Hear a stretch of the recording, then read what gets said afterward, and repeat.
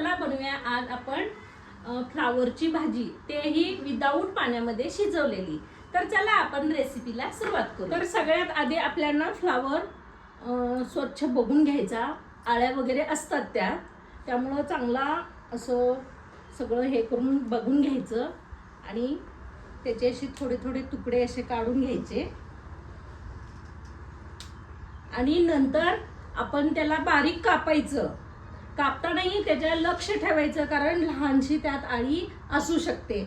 आणि कापल्यानंतर ना आपल्याला गरम पाणी नाही, कोणी कोणी गरम पाण्यामध्ये उकळूनही घेतात ते, पण मी तसं नाही करत। थंड पाण्यामध्ये थोडं मीठ घालते आणि त्यामध्ये ते थोडा वेळ भिजवून ठेवते।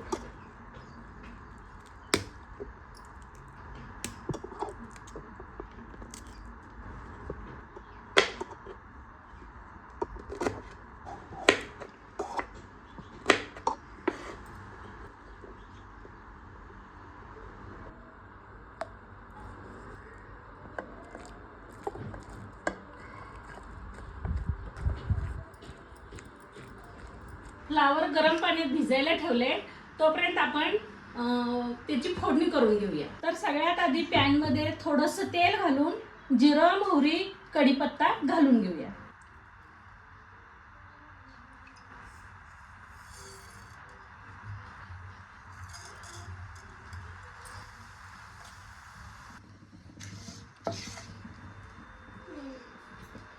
मोहरी छान तडतडली आहे, जिरं पण छान फुललेले। आता त्यामध्ये मी कांदा भाजून घेणार आहे।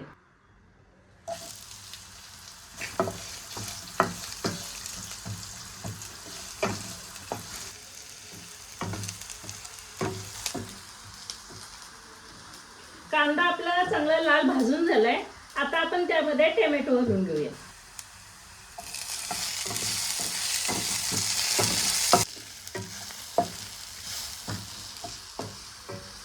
कांदा टोमॅटो आपला चांगला भाजून झालाय। आता त्यामध्ये मी चवीनुसार मीठ, 1 चमचा धनेपूड, 1 चमचा जिरेपूड, थोडीशी हळद आणि आमची घरगुती सांगलीची चटणी टाकून घेणार आहे, 2 चमचे।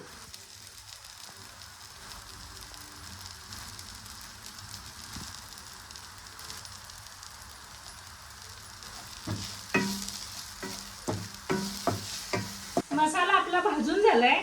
आता त्यामध्ये आपण हे जे भिजत ठेवलेलं होतं मिठाच्या पाण्यामध्ये, ते फ्लावर चांगलं चेक करायचं। एखाद्या वेळेस आळी वगैरे जर चुकून राहिली असेल तर ती वर येत असते, ते सगळं चेक करायचं। माझ्या ह्याच्यात काही नाही, सगळं स्वच्छ आहे। आता मी ते या पाण्यातून काढून मसाल्यात टाकून घेणार आहे।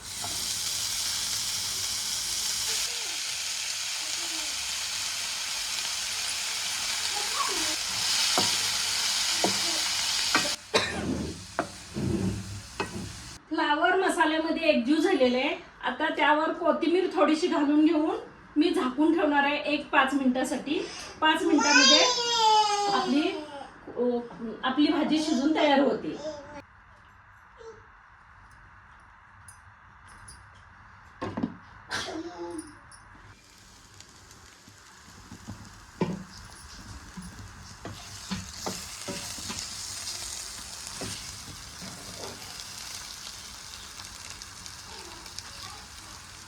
तर बघितलं ना, किती छान मस्त भाजी तयार झाली। वास अगदी मस्त येतो आणि चवीलाही खूप छान लागते। तुम्ही करून बघा, तुमच्या घरच्यांना तुम्हालाही खूप आवडेल आणि अगदी झटपट होते, जास्त वेळ लागत नाही, सामानही कमी, घरीच असते आपल्या हाताखाली ते साहित्य।